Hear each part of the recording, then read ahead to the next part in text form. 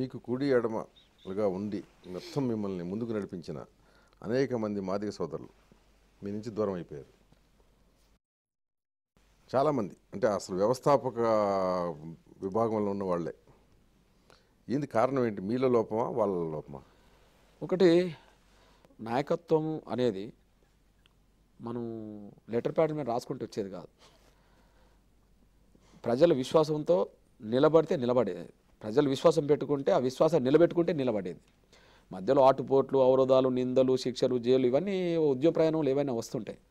అంటే ఏ ప్రజల కోసం అయితే మనం పనిచేయాలనుకున్నామో ఆ ప్రజల కోసం ఎన్ని కష్టాలు వచ్చినా నష్టాలు వచ్చినా నిలబడ్డమా లేదనేది గీట్రాయి. ప్రజలు అది చూస్తారు. ఇప్పుడు కొన్ని అంశాల మీద విభేదించి పోయిన వాళ్ళు చాలామంది ఉన్నారని అంటున్నారు. ఏ సందర్భంలో విభేదాలు వచ్చినాయి అన్నప్పుడు ఎన్నికల సమయంలో విభేదాలు వచ్చేది మాకు బయటకు. కానీ జనరల్గా ఏంటంటే వాళ్ళందరూ మీ మీద ఆర్థికపరమైన ఆరోపణలు చేశారు. విషయం ఏంటంటే పోయేటోళ్ళు ఏదో ఒక పరమైన ఆరోపణలు చేయకుండా వాళ్ళు బయటకు వెళ్ళి ఏం చేయగలుగుతారు కదా. అదే అంశాలు అయినప్పుడు నా జీవితంలో వాళ్ళు ఎప్పుడైనా రుజువు చేసుకోవచ్చు కదా. వాళ్ళు పోయిన వాళ్ళందరూ ఎప్పుడైనా రుజువు చేయవచ్చు కదా. అందువల్ల ఆర్థికమైన అంశాలు అనేది వాళ్ళకి ఎంత నిబద్ధంగా ఉంటుందో వాళ్ళకి తెలుసు. కానీ పోయేటోళ్ళు ఏదో ఒక నింద లేకుండా ఇంకోటి వాళ్ళకు ఇంకా వాళ్ళు బయటకు వెళ్ళడానికి కూడా వీలు లేని పరిస్థితులు ఉన్నాయి. రెండవది ఏంటంటే మీకు సంబంధించి మొత్తం ఈ ప్రస్థానంలో రెండు ప్రధానమైన ఆరోపణలు బయట ఉన్నవి.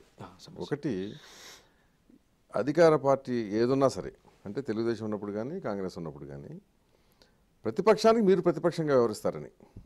ఈ పదవుల మాత్రం విషయంలో మాత్రం మందకృష్ణ చాలా నిర్మోహమాటంగా తిరస్కరిస్తాడు, కానీ ఆర్థిక ప్రయోజనాలు ఆశిస్తాడు. అతన్ని ఉద్యమం పేరిట ఆర్థిక ప్రయోజనాలతోటి లొంగ తీసుకోవచ్చు అనేది ఒక రాజకీయ పార్టీల అభిప్రాయం అనేది. ఈ రెండింటికి కొంచెం ఒక విషయం ఏంటంటే సార్, ఏదో కొడతామంటే భయం, పెడతామంటే ఆశ అన్నట్టుగా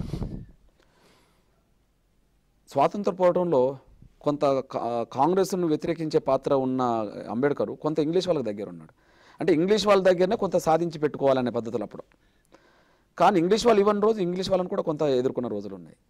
సేమ్ టైం కాంగ్రెస్ గవర్నమెంట్ మొట్టమొదటి వచ్చినాక కాంగ్రెస్ గవర్నమెంట్లోనే ఉన్నాడు అతను, ఎందుకంటే దళితుల ప్రయోజనాలు కాపాడడానికి.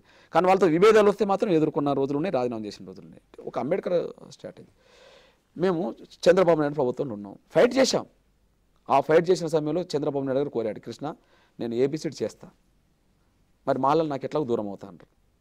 సార్ విషయం గమనించాలి, మాకు ఏబిసిడి ఒక జీవో వచ్చింది, రద్దు అయిపోయింది. మాల మహానాడు హైదరాబాద్లో మీటింగ్ పెడితే కాల్పులు జరిగినాయి, లాఠీ చార్జ్ జరిగింది, ఇద్దరు చచ్చిపోయిండు. ఆ తర్వాత ఎన్నికలు జరిగినాయి. చంద్రబాబు నాయుడు ఒక విజ్ఞప్తి చేశాడు, కృష్ణ నేను ఏబిసిడి చేశాను, మళ్ళీ చేస్తా. కానీ ఇప్పుడు ఏబిసిడి చేసినట్టేనే కదా మాలలకు నా మీద కోపం వస్తుంది. నాకు మాలలకు వ్యక్తిగత వైరుధ్యం లేదు నాకు, కానీ మీ వల్ల మీకు మేలు చేస్తున్నాను పేరుతో వాళ్ళు నాకు దూరం అయింది. మరి వాళ్ళు ఎట్లాగో నాకు దూరం అవుతారు, మీ సహకారం కావాలి కృష్ణ అన్నాడు. అప్పుడు మేము ఏం చేయాలి? మాకు కావాల్సింది ఏబిసిడి మేము బయటపడేసుకోవాలి. గవర్నమెంట్ అయినది ఉన్నది, చేసిన పరిస్థితులు ఉన్నాయి, చేయడానికి అవకాశం ఉన్నది అతనికి. అదేమి జాతీయ స్థాయికి అంశంగా అప్పుడు మారలే, సుప్రీంకోర్టు తర్వాత జాతీయ అంశంగా మారింది. అప్పుడు మేము ఏం చేయాలి? మాకు కావాల్సింది ఏబిసిడి. ఆ ఏబిసిడి లక్ష్యంలో భాగంగా మేము రెండు సాధించుకోవాలి. ఒకటి, మా రాజకీయ ప్రాతినిధ్యం సాధించుకోవాలి. ఈ ఒప్పందం ద్వారా కనీసం ఏబిసిడి బయటపడేసుకోవాలి. రాజకీయ ప్రాతినిధ్యం సాధించుకున్నాం. ఏబిసిడి విషయంలో మళ్ళీ ఆయన కొంత మళ్ళీ బాలయోగి మాటినో మళ్ళీ వాళ్ళ మాటినో జాప్యం చేసిండు. మరి ఎన్నికల తర్వాతనే కదా సార్ నేను ఆమర దీక్షకి వెళ్ళింది. ఇప్పుడు ఎన్నికల్లో మాకు ఏమాత్రం చిన్న వ్యక్తిగతమైన లావాదేవీలు ఉంటే ఎన్నికల తర్వాత విరోచితమైన ఫైట్ ఎందుకు చేస్తాం మేము? మాకంటూ ఒక లక్ష్యం ఉన్నది, ఆ లక్ష్యం చేరడం కోసం ఎక్కడికైనా వెళ్తాం. కానీ ఆ లక్ష్యానికి భిన్నంగా ఎక్కడ ఒప్పందాలు ఉన్నాయి మాకు. రెండోది, మీరు కాంగ్రెస్ అన్నారు, కాంగ్రెస్కు మేము ఎప్పుడు సపోర్ట్ చేయలేదు సార్. ఓన్లీ కరీంనగర్ ఎన్నికలు మీరు గమనించాల్సిందంటే ఓన్లీ కరీంనగర్ ఎన్నికలు మాత్రమే. అప్పుడు 3 డిమాండ్లు పెట్టాం. చంద్రబాబు నాయుడు గారి ముందు మూడు డిమాండ్లు. ఏబిసిడి బయటపడేయాలి, మాకు సంక్షేమ పథకాల్లో మాకు న్యాయం జరగాలి సార్, అదే సమయంలో రాజకీయంగా మాకు న్యాయం జరగాలి. రాజకీయంగా మాకు న్యాయం జరిగింది, సంక్షేమ పథకాలు కొంత జీవో వచ్చింది, మిగతా విషయాలు కాడికి వచ్చేటప్పటికి ఏబిసిడి చేస్తాను. అంటే అప్పుడున్న పరిస్థితిలో, ఎన్నికల ముందు పరిస్థితిలో. అప్పుడు ఏబిసిడి రద్దయింది, 4 ఏళ్ళు ఫలితాలు అనుభవించాం. ఏబిసిడి మాకు మేలు జరిగింది, అనుభవించాం. చంద్రబాబు నాయుడు గారు ఏబిసిడి రద్దయిన తర్వాత ఒక పెద్ద మీటింగ్ పెట్టాము. చంద్రబాబు నాయుడు మాకు ముఖ్య అతిథిగా వచ్చాడు. ఏబిసిడి రద్దయినాక రాజశేఖర్ గారు ముఖ్యమంత్రి ఉన్న కాలంలో, సార్ గమనించాలి మీరు, ఏబిసిడి రద్దయినాక ముఖ్యమంత్రి ఉన్న కాలంలో డిసెంబర్ 12కు మేము మీటింగ్ పెట్టాం, ఇందిరా పార్క్ లో మీటింగ్ పెట్టాం. అన్ని పార్టీలు వచ్చారు, కాంగ్రెస్ వాళ్ళు రాలే. చంద్రబాబు నాయుడు గారు గట్టిగా మాట్లాడాడు కాంగ్రెస్ వాళ్ళ మీద. ఎంత మాట్లాడాడంటే, మీకు చేత కాదు, మీరు చేయలేరు, రాజశేఖర్ గారు ఢిల్లీకి వస్తా, నేను మీ సోనియా గాంధీ దగ్గరకు వస్తారా ఏబిసిడి కోసం, మీ ప్రధాని దగ్గర వస్తానని మాట్లాడు. అవి నేను నిజమే అనుకొని నేను రాజశేఖర్ గారి దగ్గరికి వెళ్ళా. తెల్లారి కాంగ్రెస్ వాళ్ళు రాలే, రాకపోయేటప్పటికి నేను ఆయన దగ్గరికి వెళ్ళా. ముండ్ల మీద కూర్చున్నట్టు నన్ను చూస్తూనే లేడు అతను. అంటే చంద్రబాబు నాయుడు గారిని పిలిచిన అనే పేరుతో అప్పటికి నేనంటే చంద్రబాబు నాయుడు గారి మనిషి అని వీళ్ళ అంచనా, నేను ఎవరి మనిషిని కాదు. మా జాతికి మేలు జరగడం కోసం ఎవరి దగ్గర సహకారం ఉంటే వాళ్ళ దగ్గరికి వెళ్తా, కానీ ఎక్కడ మేము సరెండర్ కాదు.